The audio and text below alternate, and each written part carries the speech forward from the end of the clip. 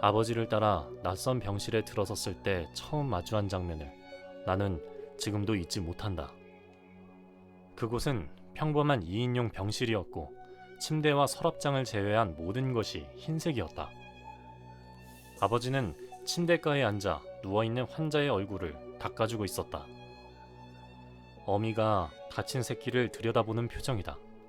아니, 사랑하는 여인을 바라보는 남자의 눈빛이 그럴 것이다. 그리고 그런 아버지의 모습은 평생 처음이었다.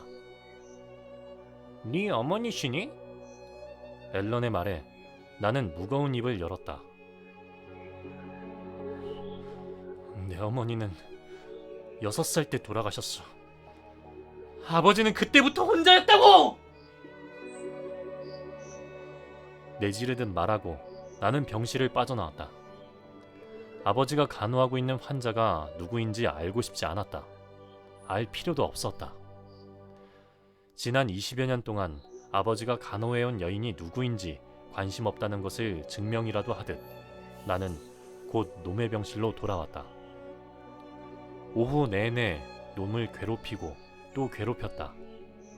덕분에 그날 저녁 퇴근 도장을 찍는 줄에 서 있을 때는 기숙사에 돌아가 쉬고 싶다는 생각밖에 없었다. 너 괜찮은 것이냐? 나를 발견한 장비가 묻자 나는 무슨 뜻인지 모르겠다는 표정을 지어 보였다. 뭘요? 오늘 네 놈이 하는 짓이 전하고 달라서 말이다. 영지가 당한 것에 2배만 괴롭히기로 한 것 아니었나? 오늘은 제가 열심히 일했습니다. 앞으로는 더 열심히 일할 겁니다. 열심히 일하기보다는 심하게 일하더구나. 어째 위태해 보여서 무슨 일이 있는 건가 싶었지.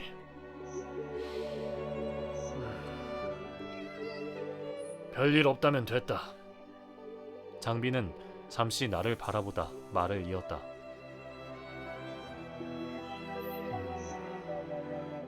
너무 가혹하게는 하지 말아라. 나쁜 짓을 한 놈에게 벌을 주는 것입니다. 가혹할 게 뭐 있겠습니까? 장비의 말에 내가 반박했다. 내가 생각해도 묘하게 뒤틀린 음성이었다. 장비가 소리 지를지도 모른다고 생각했지만 그래봐야 상관없다는 생각도 뒤따랐다. 나는 장비를 뒤로하고 돌아서서 숙소로 돌아왔다.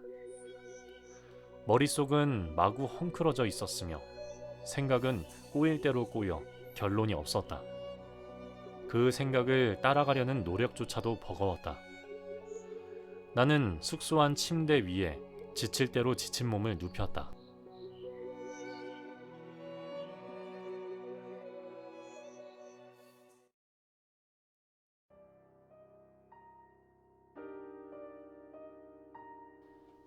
다음날 출근했을 때 놈은 병실에서 잠들어 있었다. 지난 몇 주일을 나에게 시달린 탓인지 두 눈이 쑥 들어가 해골처럼 말랐다. 피곤했는지 코를 골며 잠들었다. 편히 자는 꼴을 보고 있을 수 없다. 나는 사정없이 놈을 흔들어 깨웠다. 뭐냐? 놈은 진저리를 치며 잠에서 깼다. 주위를 둘러보더니 비참한 표정을 짓는다. 자신이 병실에 갇혀있음을 깨달은 모양이었다. 자, 잠에서 깰 시간이다. 정신을 차려봐! 작전 2단계 돌입하는 날인데 주인공이 잠만 자고 있으면 쓰나. 기대하라고. 오늘은 어제보다 더 잔인한 날이 될 테니까. 매일 발전이 있어야 사는 게 재밌잖아. 어? 안 그래? 내 말을 듣지 못하는 놈은 아직 잠이 덜 깬 듯 멍한 표정으로 침대에 앉아 있었다. 앞으로 일어날 일을 모르니 늘어지게 하품도 한다. 나는 놈의 한가함에 비웃음을 지었다. 그때 병실 문이 열리더니 간호사가 약을 가지고 들어왔다. 약 드세요. 약 먹으면 졸려요. 생각도 잘 못하고 바보같이 멍해지던데. 약 안 먹으면 안 됩니까? 저는 멀쩡하다고요. 진정 성분이 있어서 그럴 거예요. 환자분에게 필요한 약이라 지어주신 건데 드셔야죠. 자, 한 알도 빼지 말고 다 드셔야 돼요. 간호사는 냉정하게 말하고 놈에게 물잔을 건네준다. 놈은 하는 수 없다는 듯 약을 입안에 털어넣었다. 저는 언제 집에 갑니까? 핸드폰 한 번만 빌려주실 수 있을까요? 애엄마한테 데리러 오라고 전화 한 통만 쓸게요. 제가 여기 있으면 우리 집에서 돈 벌 사람이 없습니다. 제가 동네에서 작은 태권도 도장을 하는데 성추행범이라는 게 소문나면 어느 부모가 애들을 우리 학원에 보내겠어요. 그 동네에서 10년도 넘게 살았는데 소문나면 우리 집은 끝장입니다. 불쌍한 우리 아들하고 마누라하고 저 없으면 큰일 나요. 죄송해요. 이럴 때는 핸드폰을 안 갖고 다녀서요. 간호사는 곤란한 표정으로 병실에서 나가버린다. 그녀의 뒤통수에 대고 놈이 욕짓거리를 하는데도 모르는 척 병실 문을 밖에서 잠근다. 놈이 바락바락 지르는 소리에 귀가 따갑다. 결국 나도 간호사 뒤를 따라 병실에서 나왔다.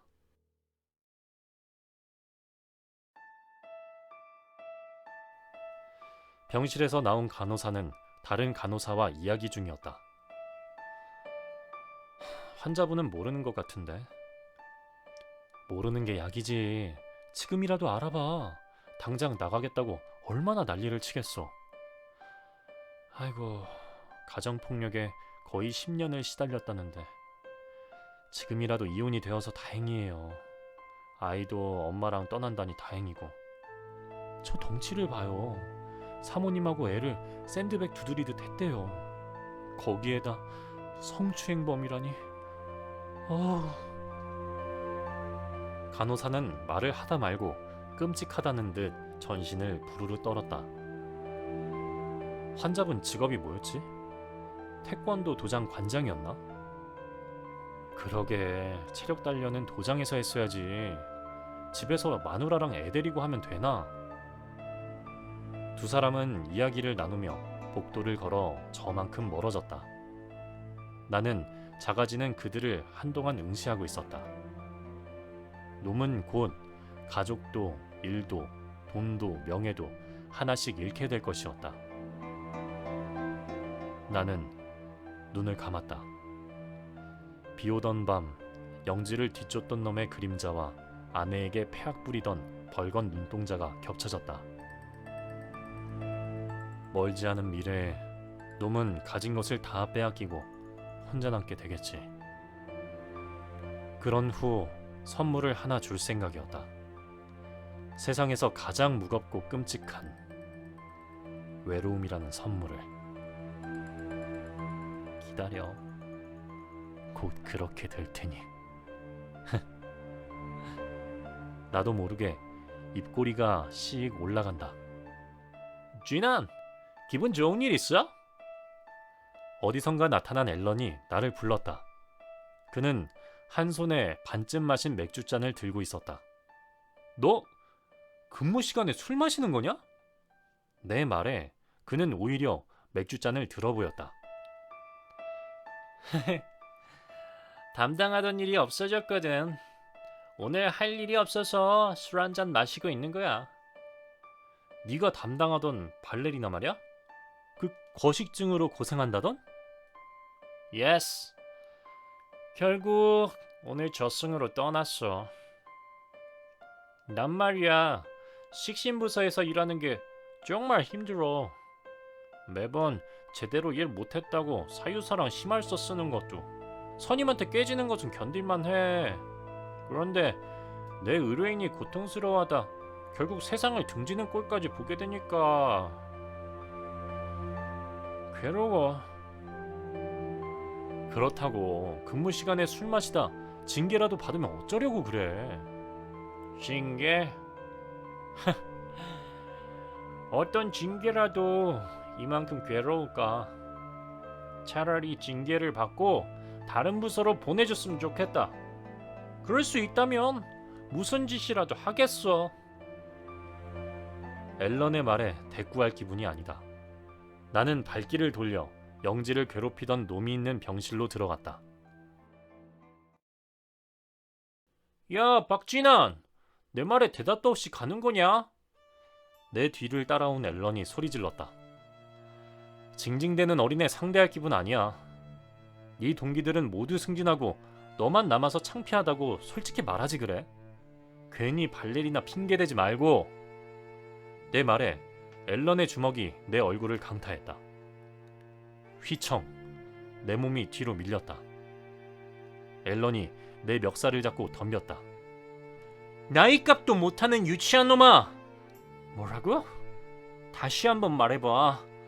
네 아버지가 여자 환자 간호하는 게 기분 나빠서 애먼 놈에게 화풀이한 걸 모를 줄 알았어? 네 어머니 네가 6살 때 돌아가셨다면서. 그때 네 아버지는 겨우 네 나이였을 거야.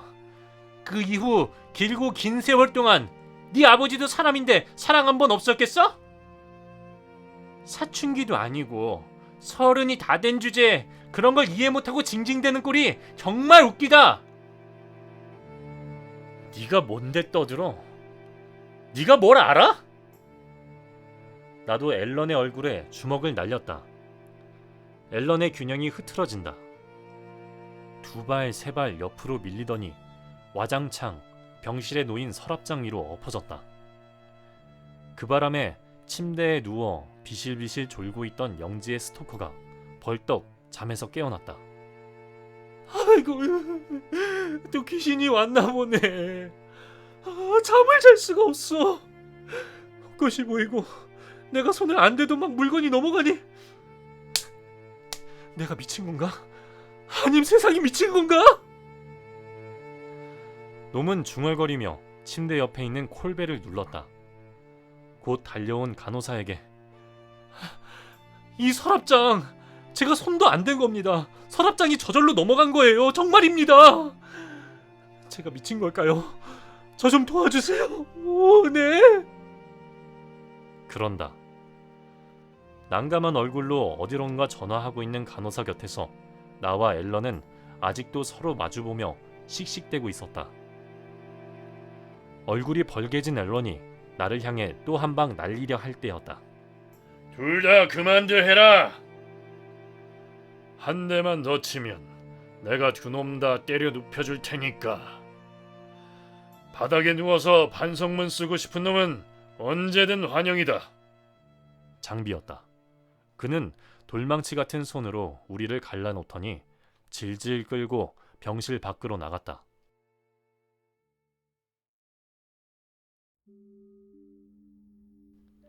이 병약한 놈들 같으니 맥주도 술이라고 그거 조금 마시고 취해서 난동질이냐? 복도 구석에 우리를 내동댕이 친 장비가 책망하듯 말하더니 주머니에서 종이 뭉치를 주섬주섬 꺼내들었다. 앨런, 너는 도대체 어떻게 일한 거냐? 식신부서에서 너라는 놈 쓸모없다고 좀 데려가 달라고 야단이었다. 여기저기 알아봐도 너를 데려간다는 부서가 없어서 내가 얼마나 애먹은 줄 아느냐? 다행히 저승사자 부서에 한 자리 비었다니 지금 당장 저승사자 부서로 가거라. 앨런의 푸른 눈이 믿기지 않는 듯 커졌다. 잠시 눈만 끔벅이던 그가 되묻는다. 정말 다른 부서로 가는 겁니까? 그것도 저승사자 부서로요? 거기서는 얌전히 일하도록 해. 다시 이런 일이 있으면 나도 어쩌지 못한다. 그리고 너, 박진환! 서있던 나도 고개를 돌려 송충이 눈썹이 꿈틀대는 장비의 우락부락한 얼굴을 바라보았다. 첫 번째 의뢰인의 요청은 충분히 해결된 것 같으니 너는 두 번째 의뢰인의 요청을 받도록 해라. 장비의 말에 나는 발끈했다. 아직 제 성에 차지 않습니다. 저 놈을 조금 더 괴롭히고 싶습니다. 영지가 충분하다고, 고맙다고 전달하라고 했으니 충분한 거다. 자꾸 딴지 걸지 말고 시키는 대로 해. 두 번째 의뢰인이 네 녀석을 코가 빠지게 기다리고 있단 말이다. 두 번째 의뢰인이요? 장비는 내 앞으로 들고 있던 종이 뭉치를 던졌다. 오래되어 누렇게 바랜 종이들이 장비의 손에서 허공을 향해 나풀거리며 날아오르더니 내 앞으로 툭툭 눈송이처럼 떨어져 내린다. 나는 허리를 굽혀 그중 한 장을 집어 올렸다. 네 두 번째 의뢰인이 거기에 있다. 보이느냐? 여인의 초상화였다. 순간 내 눈은 의심했다. 이 초상화는 월화양입니까?